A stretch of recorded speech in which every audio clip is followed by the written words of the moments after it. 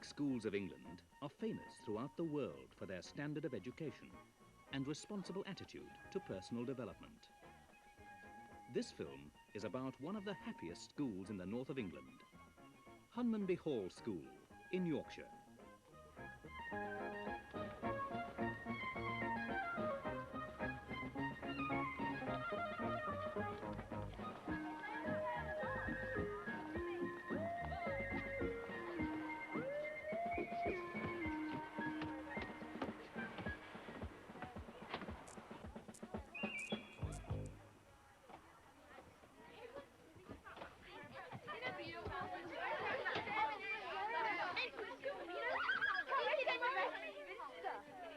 Really good.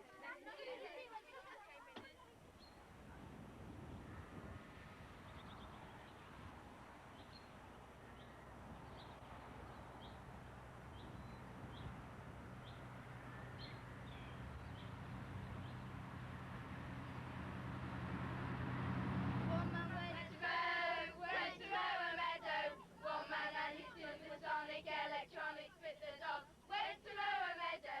Two men went to mow. Went to mow a meadow.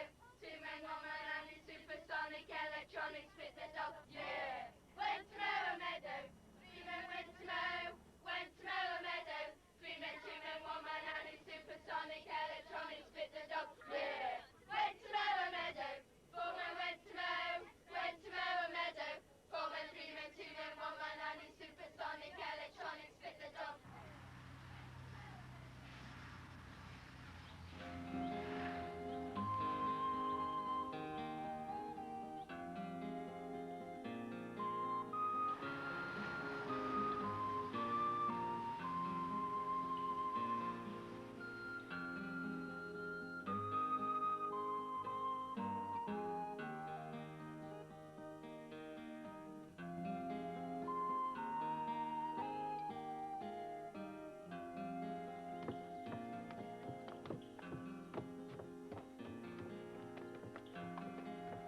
That looks like Wendy on drummer.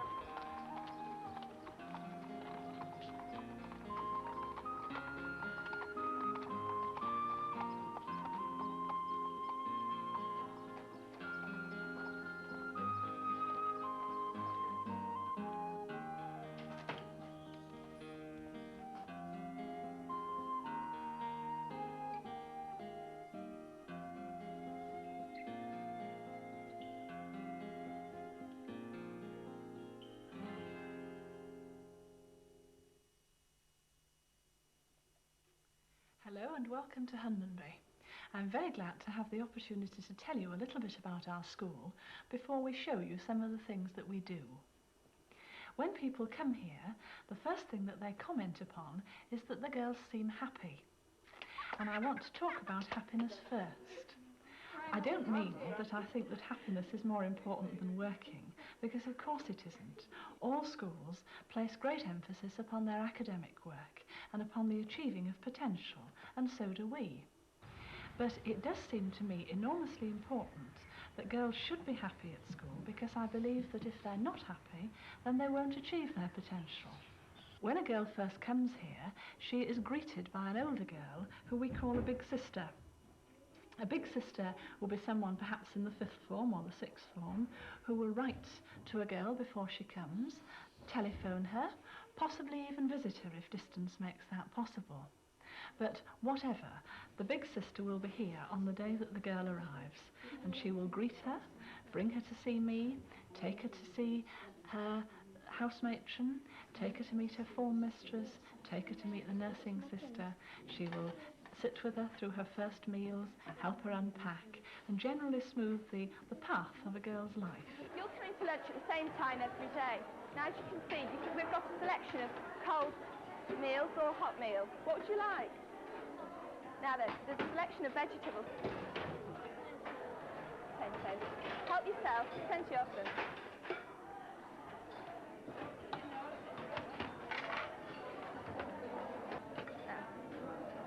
Main meals, there's coffee or tea or selection.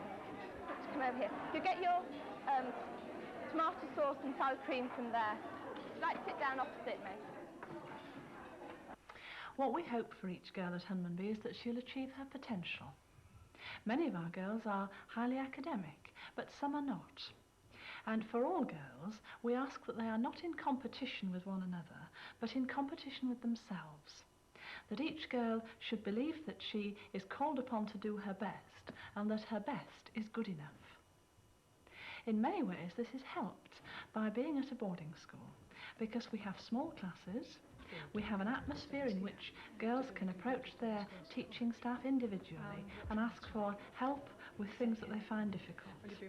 In a boarding school, everything is on the spot. If you want to be in the hockey team, there's no problem.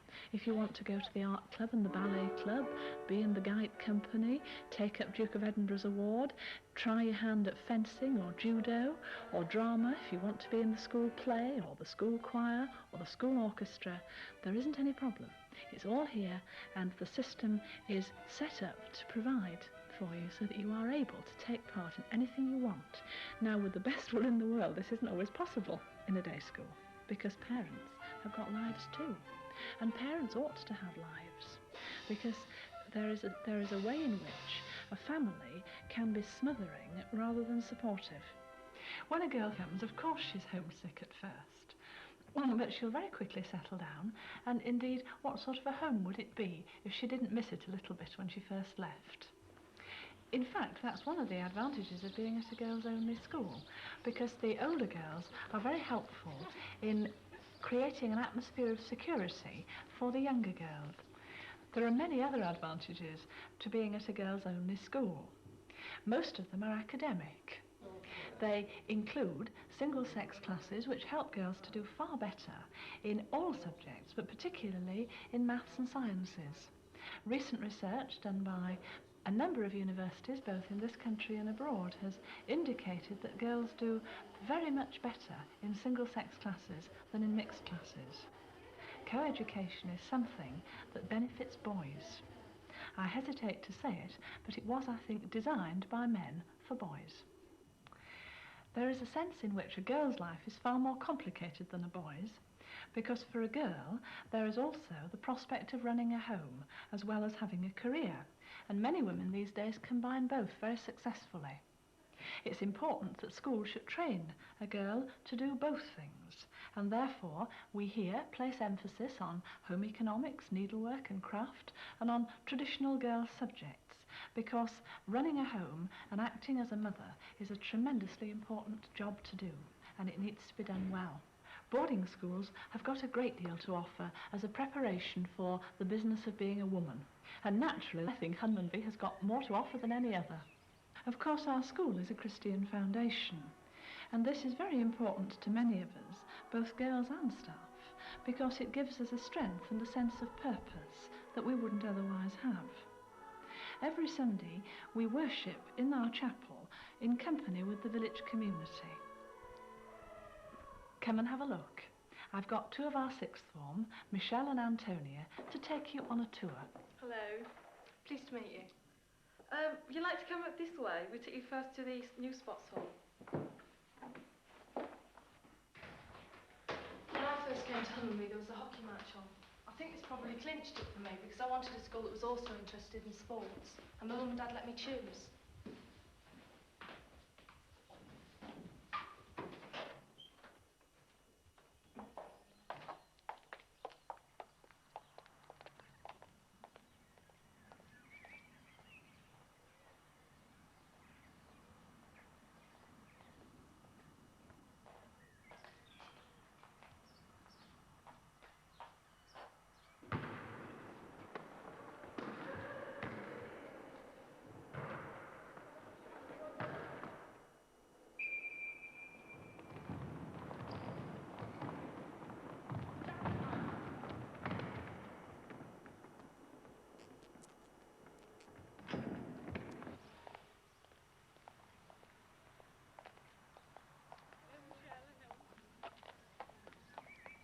That's just a trick our resident nurse. It's nice to know that somebody's here all the time for emergency.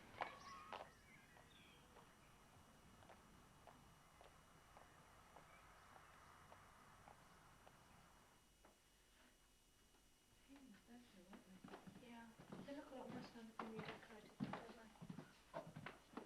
third-year dormitory? From the first form to the fourth form, they have their own cubicle, which allows them a little bit of privacy. They can put up posters and bring back cuddly toys if they want to. Makes it slightly more personal, I think. Let's hope we find a tidy one.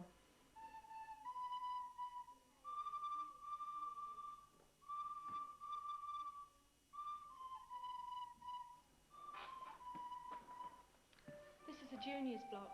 We used to call it the J's. You weren't here in the J's, were you? No, I came when I was 12. What was it like? Did you have a volunteer teacher like Tina over there when you were in the J's? As far as I can remember, I think we did. But honestly, I can't remember an awful lot about the teaching.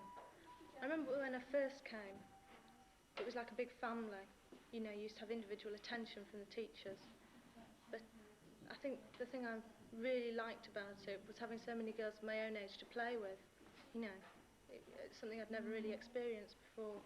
They all had the same interests. I think I enjoyed that. In fact, when I first came, I didn't even kiss Mum and Dad goodbye. I just ran off to go and play. But I can't remember an awful lot. Apart from I must have enjoyed it, because I don't have any bad memories. All along here is the arts and crafts department.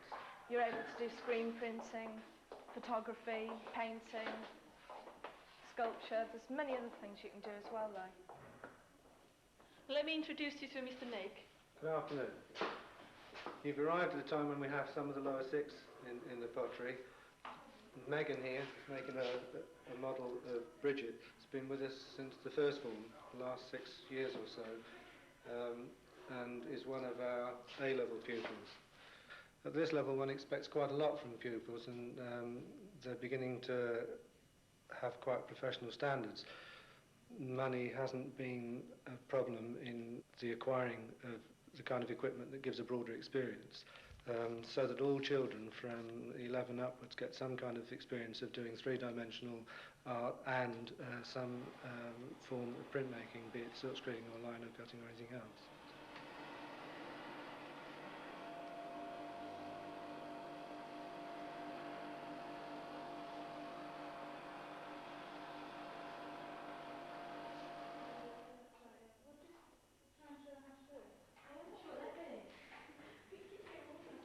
This is Mrs. Nicholas, our computer studies teacher.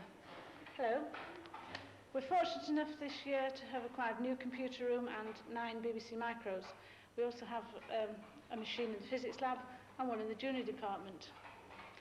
The group that we have here are a 4th year group who are doing an O-level course.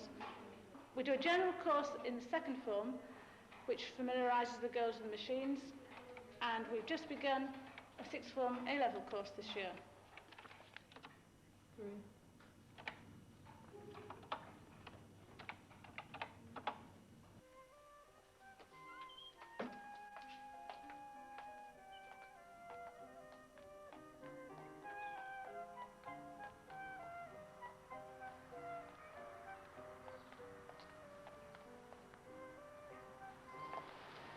On the right-hand side, we have a swimming pool. It's heated, of course. It's extremely popular.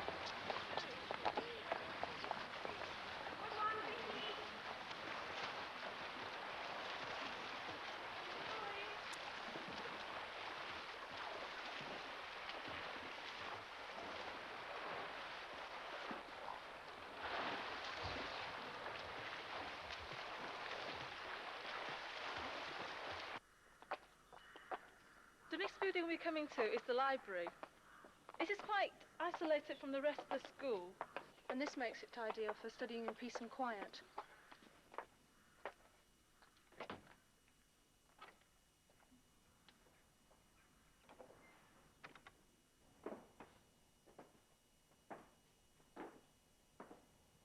This is one of the oldest parts of the school, and the girls in here are studying for their Oxbridge exams.